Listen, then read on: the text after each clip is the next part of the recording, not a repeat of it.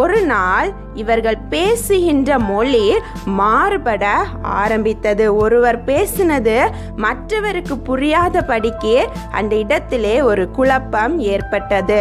கூட்டமாக வாழ்ந்த சினேயர் தங்களுடைய பெருமையினால பிரிந்து செல்ல ஆரம்பிக்கிறாங்க.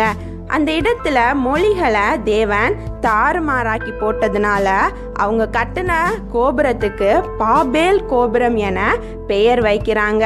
குழந்தைகளா, நாம் நம்முடைய வாழ்வில் தேவனை மையமாக கொள்ள வேண்டும். பெருமை நம்மை தாழ்மைக்கு நேராக வழி நடத்தும் என்பதை மறந்து விடக்கூடாது. இன்னைக்குள்ள வசனம் படிக்கலாமா?